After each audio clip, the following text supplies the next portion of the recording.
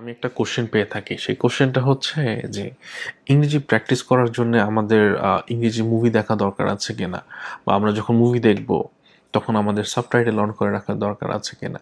So আজকে এই বিষয়টা ক্লিয়ার করব। সেটা হচ্ছে ইংরেজি মুভি দেখা অবশ্যই ভালো। আপনি যদি বুঝতে পারেন 100%, সো আপনি সাবটাইটেল এড করার দরকার নাই।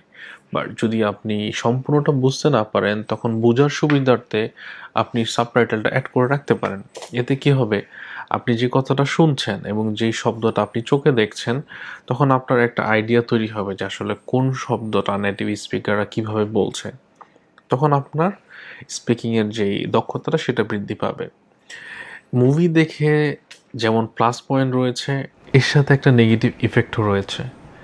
অনেক সময় দেখা যায় আমরা যখন বাংলা টিভি সিনেমা বা নাটক দেখি, তখন কিন্তু আমাদের কিছু আঞ্চলিক শব্দ, আঞ্চলিক ভাষা বা খারাপ শব্দ সব কিছুই কিন্তু সেখানে মিক্স থাকে।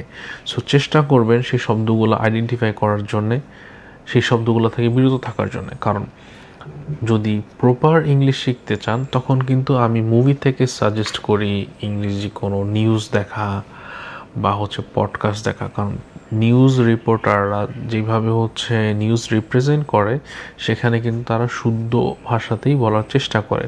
যেমন বাংলা ভাষায়, যেমন বাংলা নিউজ রিপোর্টার যারা আছেন তারা কিন্তু, বা নিউজ প্রেজেন্টার যারা আছেন, তারা কিন্তু শুদ্ধ ভাষাটাই ব্যবহার করার চেষ্টা করে। সো যদি আপনার কোনো কিছু শুনেই শিখতে হয়, সেক্ষেত্রে আপনি সেটা চেষ্টা করতে পারেন। এবং সবথেকে বেশি ভালো হয় যদি আপনারা আইএলটিএসের লিসেনিং পার্টে যে অডিও স্ক্রিপ্টটা আছে, সেটা সামনে রেখে অডিওটা শোনা প্লাস স্ক্রিপ্টটাকে ফলো করা। Thank you so much.